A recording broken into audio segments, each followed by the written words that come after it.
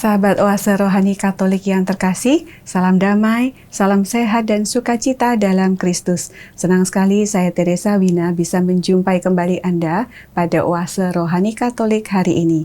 Dengan dibimbing oleh Romo-Romo yang berkarya di Keuskupan Agung Jakarta, kita akan bersama-sama menggali inspirasi iman dari bacaan-bacaan harian untuk sebagai bekal bagi kehidupan kita. Hari ini kita akan dibimbing oleh Romo Blasius Sumario SJY. Romo Sumario, terima kasih sudah meluangkan waktu untuk mendampingi kami hari ini, Romo. Terima kasih Bu Wina dan sahabat Oase Rohani Katolik. Selamat jumpa. Kita akan membahas sabda Tuhan untuk hari ini bagi kita. Baik, kita mulai, Romo. Mohon doa pembukanya, Romo. Marilah kita berdoa bersama. Dalam nama Bapa dan Putra dan Roh Kudus. Amin. Allah Bapa sumber kebijaksanaan, Engkau telah menganugerahi kami pengertian untuk memahami kehendak-Mu. Utuslah Roh Kudus-Mu ke tengah kami, supaya hidup kami terhindar dari segala kekacauan dan aneka perbuatan jahat. Dengan perantaraan Yesus Kristus Putra-Mu Tuhan kami, yang bersama dengan Dikau dalam persekutuan Roh Kudus, hidup dan berkuasa Allah sepanjang segala masa. Amin. Dalam nama Bapa dan Putra dan Roh Kudus. Amin. Terima kasih, Romo. Antifon pembuka. Aku hendak mendaras sabdamu sebab firmanmu benar. Aku rindu akan keselamatanmu ya Tuhan, dan hukummu kesukaan hatiku. Bacaan dari surat Rasul Yakobus bab 4 ayat 13 sampai 17. Saudara-saudara terkasih, ada di antara kalian yang berkata, hari ini atau esok kami berangkat ke kota Anu, dan di sana kami akan tinggal setahun dan berdagang serta mendapat untung. Padahal kalian tidak tahu apa yang akan terjadi esok. Apakah arti hidupmu? Hidupmu itu seperti uap yang sebentar saja kelihatan lalu lenyap. Seharusnya kalian berkata, jika Tuhan menghendakinya, kami akan hidup dan berbuat ini dan itu. Tetapi sekarang kalian memegahkan diri dalam congkakmu, dan semua kemegahan yang demikian adalah salah. Jadi jika orang tahu bagaimana ia harus berbuat baik, tetapi tidak melakukannya, ia berdosa. Demikianlah sabda Tuhan. Syukur kepada Allah. Kita tanggapi dengan Mazmur tanggapan dari Mazmur 49. Berbahagialah orang yang miskin di hadapan Allah, sebab merekalah yang empunya kerajaan surga. Berbahagialah orang yang miskin di hadapan Allah, sebab merekalah yang empunya kerajaan surga. Dengarlah, hai bangsa-bangsa sekalian, pasanglah telinga, hai semua penduduk dunia, baik yang hina maupun yang mulia, baik yang kaya maupun yang miskin. Berbahagialah orang yang miskin di hadapan Allah, sebab merekalah yang empunya kerajaan surga. Mengapa aku takut pada hari-hari celaka pada waktu aku dikepung oleh kejahatan para pengejarku yang percaya akan harta bendanya dan memegahkan diri karena banyaknya kekayaan mereka? Berbahagialah orang yang miskin di hadapan Allah, sebab merekalah yang empunya kerajaan surga. Tidak seorang pun dapat membebaskan diri atau memberikan tebusan kepada Allah ganti nyawanya. Terlalu mahallah harga pembebasan nyawanya dan tidak terjangkau untuk selama-lamanya, kalau ia ingin hidup abadi dengan tidak melihat liang kubur. Berbahagialah orang yang miskin di hadapan Allah, sebab merekalah yang punya kerajaan surga. Sungguh, ia akan melihat orang-orang yang mempunyai hikmat itu mati. Orang-orang bodoh dan dungu pun semuanya binasa dan meninggalkan harta benda mereka untuk orang lain. Berbahagialah orang yang miskin di hadapan Allah, sebab merekalah yang punya kerajaan surga. Sahabat Oase Rohani Katolik yang terkasih, mari kita siapkan hati untuk mendengarkan Injil suci, diawali dengan bait pengantar Injil. Silakan. Haleluya, haleluya, haleluya. Haleluya, haleluya, haleluya. Akulah jalan kebenaran dan kehidupan, sabda Tuhan. Tiada orang yang sampai kepada Bapa tanpa melalui aku.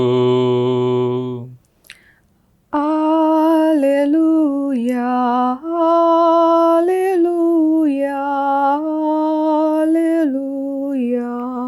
Tuhan bersamamu. Dan bersama rohmu, Inilah Injil Yesus Kristus menurut Santo Markus. dimuliakanlah Tuhan. Markus bab 9 ayat 38 sampai dengan 40. Pada suatu hari, Yohanes berkata kepada Yesus, "Guru, kami melihat seorang yang bukan pengikut kita mengusir setan demi namamu. Lalu kami cegah orang itu, karena ia bukan pengikut kita." Tetapi Yesus berkata, "Janganlah kalian cegah dia, sebab tak seorang pun yang telah mengadakan mujizat demi namaku dapat seketika itu juga mengumpat aku. Barang siapa tidak melawan kita, ia memihak kita."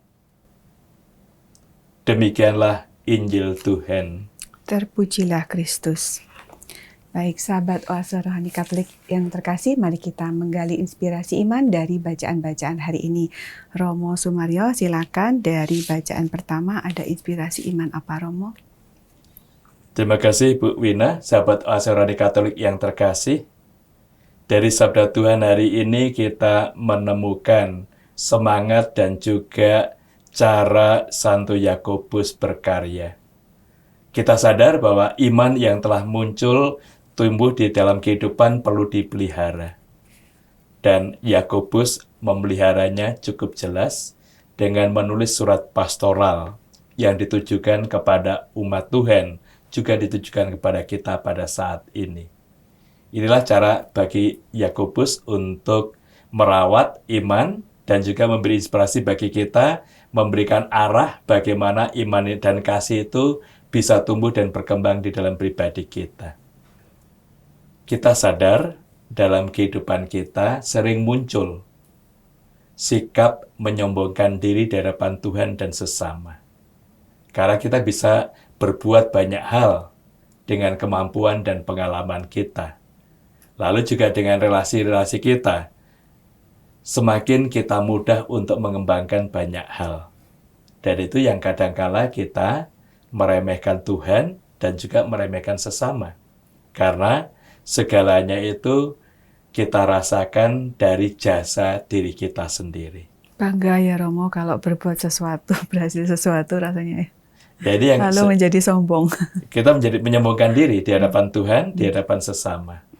Nah itu yang akhirnya kita juga sering meremehkan orang lain. Apakah kamu bisa seperti saya? Nah itu yang sering muncul. Dan dengan demikian juga bisa berdampak dalam relasi kita dengan orang lain. Karena kita meremehkan orang lain, mereka juga semakin jauh dengan kita. Itu salah satu hal yang muncul dalam pribadi kita. Nah sebenarnya situasi ini yang juga menjadi keprihatinan dari Yakobus. Banyak orang begitu gampang melihat bahwa semuanya itu karya dia dan melupakan Tuhan. Kemudian juga keberhasilan yang muncul itu semata-mata hanya karena kepintaran pribadi kita. Banyak orang zaman sekarang seperti itu ya Romo. Maksudnya tanpa harus pergi ke gereja, misalkan tanpa harus banyak berdoa, kok kayaknya lancar-lancar aja gitu. Semua ini karena saya gitu. Jadi yang sering muncul dalam pengalaman-pengalaman hidup juga menjadi keprihatinan kita karena di balik semua yang kita kerjakan itu ada rahmat Tuhan yang menolong kita. Nah itu yang kadang kita kurang memahaminya, kurang menyadari, bahkan ini yang membuat kita tidak rendah hati di hadapan Tuhan. Ini yang sering terjadi. Nah, ini yang juga dialami oleh Yakobus, bahwa banyak pengalaman-pengalaman orang meremehkan Tuhan.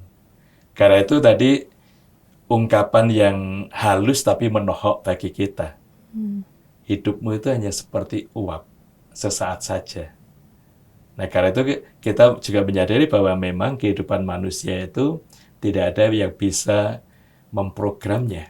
Ya. Sekian tahun nggak ada. Karena Tuhan itu yang mempunyai rencana. Ya. Nah, dalam konteks ini, Yakobus mengajak kita menyadari bahwa hidup kita ini sebenarnya hanya sebentar. Maka hidup yang sebentar itu perlu kita gunakan, kita syukuri, dan kita berbuat yang bermakna bagi kemuliaan Tuhan dan juga untuk kebahagiaan sesama kita.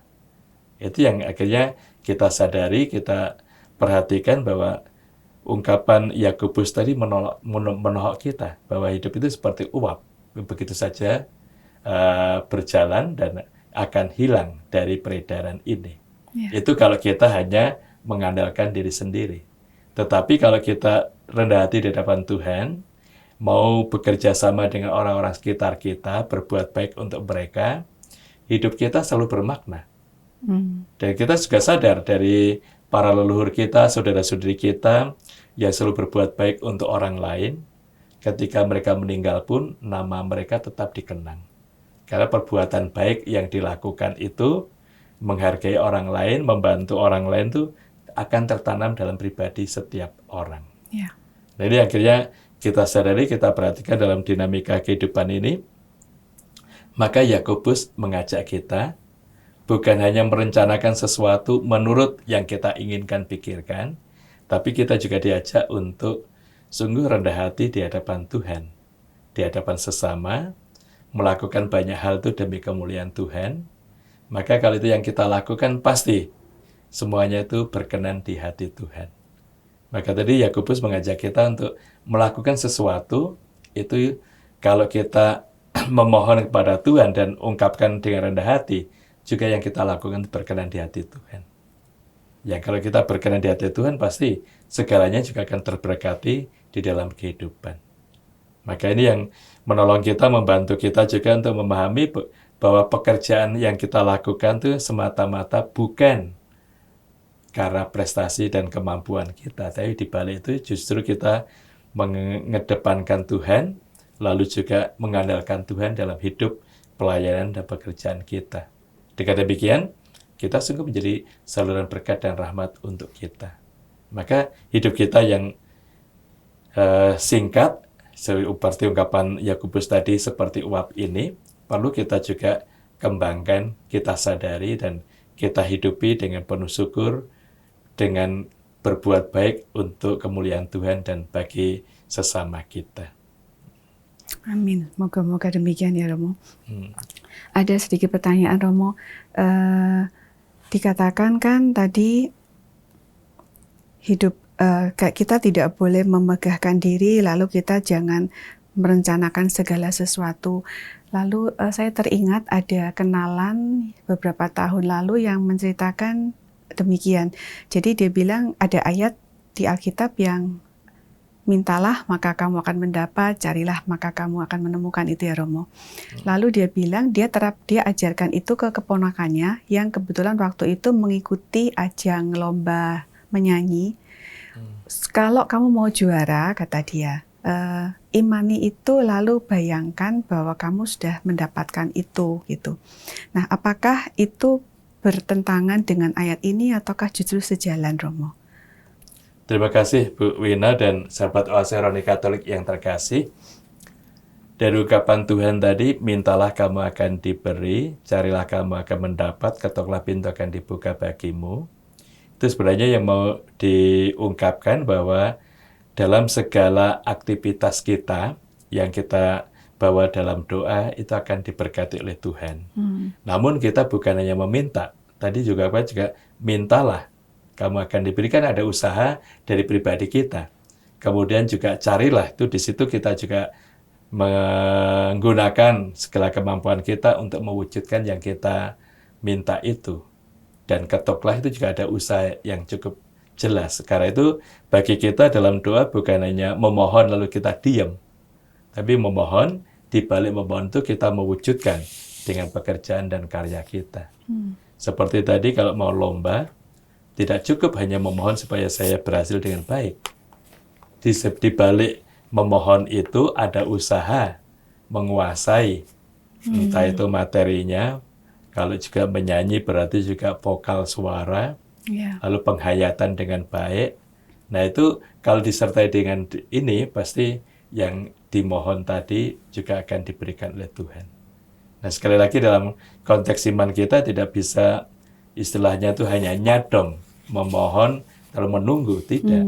Tapi memohon, di balik itu kita berusaha supaya yang kita mohon itu juga berhasil dengan baik. Misalnya, kita memohon supaya lulus dengan baik waktu ujian atau pendadaran. Tidak bisa kalau itu hanya memohon tanpa usaha belajar dengan baik, dengan tekun. Nah, kalau kita memohon lulus dengan baik disertai dengan usaha yang serius, pasti kita juga akan berkembang dan berhasil dengan baik.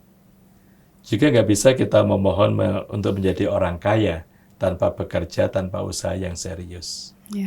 Nah, itu yang kita sadari dengan upaya-upaya tadi, maka kita diajak bahwa di hadapan Tuhan kita rendah hati, kita juga berusaha untuk menyadari banyak rahmat yang Ia berikan, tawarkan untuk kita, tapi di balik itu juga kita berusaha supaya yang kita harapkan, kita dambakan itu berkembang dengan baik. Itulah sebenarnya yang diungkapkan oleh Yakobus tadi, jika Tuhan mengendakinya, kami akan hidup dan berbuat ini dan itu. Itu memang ada kuasa Allah di balik itu yang kita andalkan. Nah itu yang perlu kita sadari, perlu kita perhatikan. Yakobus tadi mengajak kita memahami ada kesombongan pribadi kita yang harus kita pangkas karena kita hanya mengandalkan Tuhan di dalam hidup, sementara upaya dan usaha kita itu sangat terbatas. Kemampuan kita terbatas, fisik kita juga sangat terbatas. Tapi kalau Tuhan yang kita andalkan dan kita mau bekerja sama dengan rahmat-Nya, tidak ada hal yang mustahil yang akan terjadi. Banyak hal perkembangan baik yang bisa kita hidupi dan kita kembangkan dalam pribadi kita. Amin, Romo. Jadi kita boleh tetap seperti tadi merencanakan, tapi tidak boleh harga mati harus terwujud gitu ya, Romo ya. Tetap mengimani bahwa rencana-rencana kita kalau Tuhan menghendaki memang maka akan terwujud. Tapi Romo tadi katakan harus ada usaha ya, Romo. Jadi memang benar bahwa kadang-kala kita memohon pada Tuhan tuh berhenti pada permohonan. Lalu nanti kalau tidak dikabulkan menurut yang kita kehendaki, kita marah dengan Tuhan. Bahkan kita nggak mau lagi berdoa, apalagi ke gereja. Untuk apa saya ke sana karena yang saya mohon tidak berikan. Nah, kita lupa bahwa di balik memohon itu kita menyerahkan diri kepada Tuhan, tapi di balik itu juga ada usaha yang mensinkronkan diri kita dengan apa yang kita mohon itu. Nah, dengan demikian juga usaha kita akan diberkati dan yang kita mohon itu terkabulkan dan kita juga mempunyai suatu pengalaman kebahagiaan karena perjuangan kita juga mencapai hasilnya.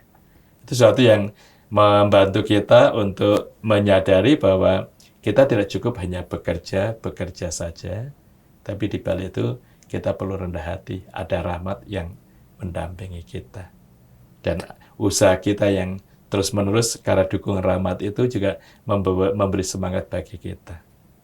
Nah di sini sebenarnya juga yang ditanamkan oleh Yakobus itu semangat berjuang, semangat berkarya dalam pribadi kita, tapi juga di balik itu ada rem yang Dia kembangkan, berikan pada kita, mengerem diri dari kesombongan.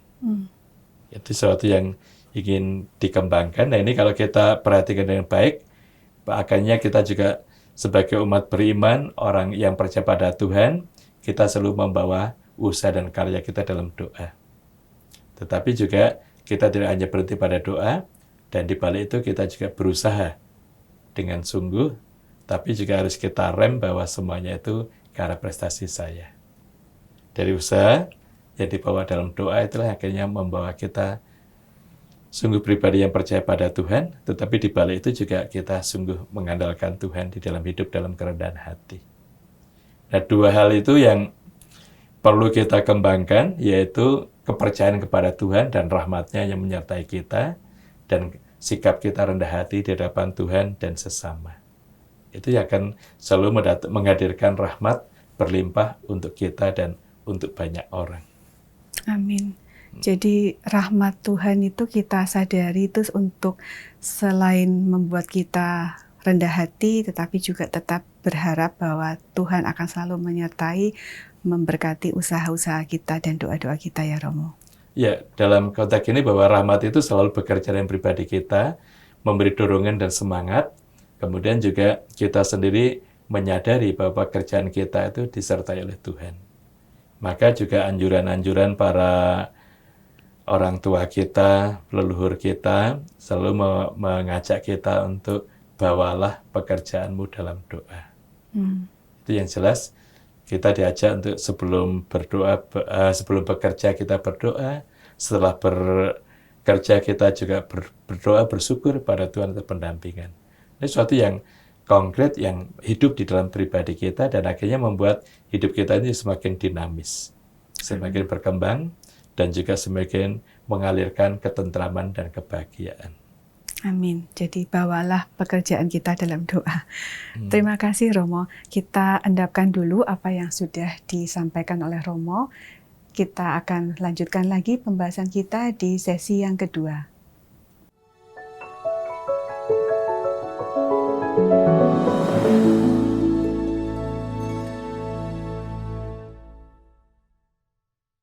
Sahabat Oase Rohani Katolik yang terkasih, terima kasih Anda masih setia mengikuti Oase Rohani Katolik hari ini bersama dengan Romo Blasius Sumario SCY dan saya Teresa Wina. Bagi Anda yang ingin menyampaikan usulan ataupun inspirasi sharing iman, dapat di-email ke orkaj2021@gmail.com atau ke nomor WhatsApp 088102513348. Kita lanjutkan lagi pembahasan bacaan hari ini, terutama dari bacaan Injil ya Romo. Silakan, ada inspirasi iman apa Romo? Terima kasih Bu Wina dan sahabat Oase Rohani Katolik yang terkasih. Dalam Injil hari ini kita dibuka kesadaran kita oleh Tuhan Yesus bahwa menganggap diri paling baik, paling benar di antara orang lain itu ternyata nggak tepat. Kita bisa melihat, memahami bahwa para murid itu merasakan kelompok yang eksklusif karena selalu bersama dengan Tuhan, mendengarkan apa yang dikatakan Tuhan, dan juga melihat karya-karyanya. Nah, semangat ini memang baik bahwa kita terpilih untuk menjadi muridnya. Tapi itu kurang tepat kalau kita meremehkan atau mengabaikan orang lain. Tadi kita mendengar cukup jelas dalam Injil, ungkapan Yohanes yang berkata kepada Yesus bahwa dia melihat orang lain mengusir setan dalam nama Yesus. Karena itu Yohanes melarangnya karena bukan dari kelompok murid Yesus dan bukan dari kelompok Yesus ini. Nah itu yang kita sadari, kita perhatikan jiwa dan sikap eksklusif itu menganggap diri dekat dengan Yesus, akhirnya mengabaikan orang lain meskipun berbuat baik atas nama Tuhan. Nah karena itu sikap ini akan riskan kalau kita terapkan dalam hidup bersama. Karena akan menjadi hambatan dan akan menjadi sumber perselisihan. Antar kelompok ya Romo? Antar kelompok, karena kita memandang baik dan kita mengabaikan yang lain. Ya. Dan itu sering terjadi dalam kehidupan bersama bahwa orang lain diabaikan. Nah ini, karena itu kita diajak untuk melihat bahwa cara itu tidak tepat dan kita menjadi perintis ungkapan kasih, penghargaan, penghormatan pada semua orang, dan kita diajak untuk bekerja sama dengan banyak orang. Maka tadi Tuhan Yesus mengajak para muridnya itu, mereka itu jangan kamu cegah. Biarlah karena mereka itu juga berkarya atas nama dan juga kemuliaan Tuhan. Nah di sini akhirnya kita juga diajak untuk memperhatikan orang-orang sekitar kita. Kita bukan meremehkan mereka, tapi justru kita melihat banyak hal yang baik yang dikaruniakan Tuhan untuk mereka, meskipun mereka bukan satu kelompok atau satu ide, satu kehendak, satu hobi dengan kita. Jadi melihat kelebihan-kelebihan orang lain, kelompok lain, lalu disatukan gitu ya Romo, bekerja sama. Ya, kita perlu melihat bahwa setiap pribadi kan dikaruniai talenta oleh Tuhan. Ya. Talenta selalu mereka kembangkan dan juga bisa mereka salurkan untuk berbuat baik pada orang lain. Ya.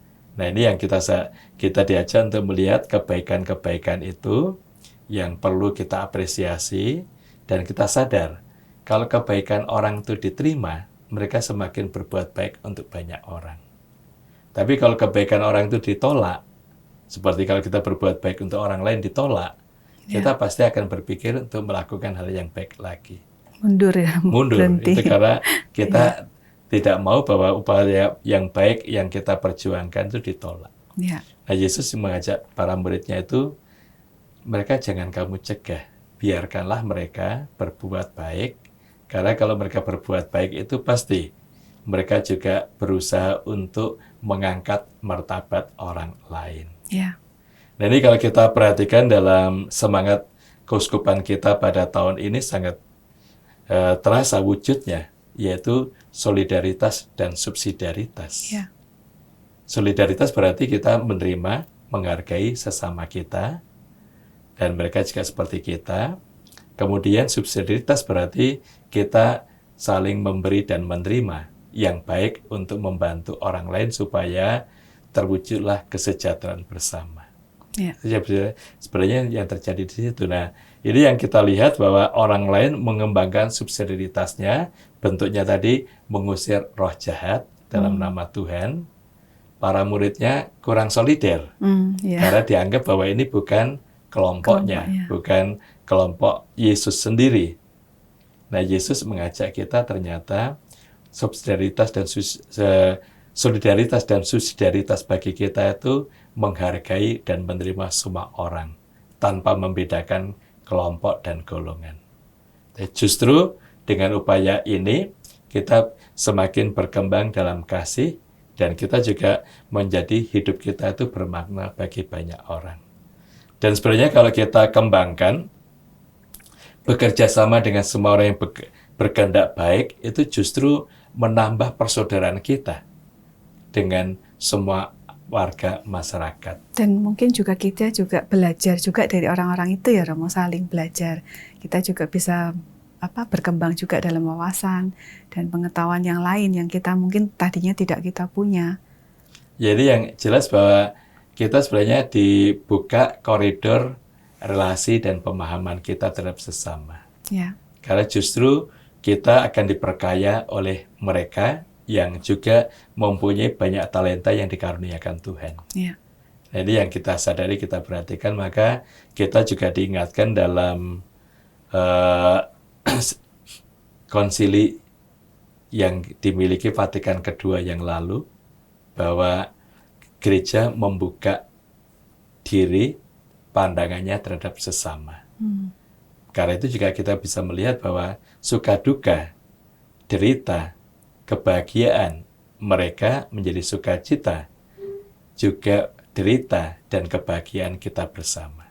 Karena mereka menjadi bagian hidup kita dan kita jadi bagian hidup mereka. Ya. Nah, itu yang kita sadari. Yesus sebenarnya dengan Injil hari ini membuka kesadaran kita bahwa mereka itu juga menjadi bagian kita, bukan kelompok luar diri kita. Lalu kita juga menjadi bagian hidup mereka, sehingga kita bisa bekerja sama dengan semua orang yang berbuat baik ini. Ya. Nah, ini sebenarnya kalau kita sadari apa yang dibuat oleh Yesus ini, ditekuni oleh para muridnya, mereka bisa mengembangkan hidup bersama itu. Dan kalau kita sadari dari ketekunan para murid itu diungkapkan oleh Petrus dalam Kisah Para Rasul 10 ayat 34. Sesungguhnya saya tahu bahwa Tuhan tidak membedakan orang. Itu kesimpulan dari Petrus tetapi juga sebenarnya buah dari sabda Tuhan yang hari ini didengar, dihidupi, dikembangkan. Ya. Sehingga dari sini akhirnya kita juga sadar bahwa Tuhan tidak membedakan orang. Dan kita juga diajak tidak membedakan orang. Justru kita sendiri bersyukur, bergembira, memang kita dipilih oleh Tuhan menjadi muridnya. Sekarang kita diutus untuk saling mencintai. Amin. Dan Romo, kalau misalkan tadi kan kita diajak untuk melihat seluruh kebaikan-kebaikan orang lain ya Romo. Tetapi apakah di luar sana tetap ada orang-orang yang memang kita harus menjaga jarak atau berjaga, mungkin yang orang-orang biasa katakan istilahnya orang-orang yang toksik atau istilahnya ya Romo. Tapi kita tetap harus punya kacamata kasih. Nah, kalau misalkan orang-orang seperti ini ada, kita harus bagaimana, Romo? Oke, yang jelas bahwa sikap yang ditanamkan Tuhan kepada kita cukup jelas. Kita diajak untuk berbuat baik dan juga bekerja sama dengan setiap orang yang berkehendak baik. Nah, yang kalau kita kembangkan terus-menerus, kita juga menjadi sahabat-sahabat banyak orang. Jadi apakah kalau orangnya itu negatif gitu, kita tetap berusaha untuk terus melihatnya atau memperlakukannya dengan baik atau bagaimana, atau harus mundur atau harus bagaimana, Romo? Yang jelas bahwa iman itu perlu diwujudkan dalam tindakan. Tindakan baik yang dirasakan oleh banyak orang. Nah, sekarang kita tidak perlu berhenti untuk berbuat baik meskipun ada orang yang tidak mau menerima tindakan baik kita. Itu tetap kita berbuat baik untuk semua orang.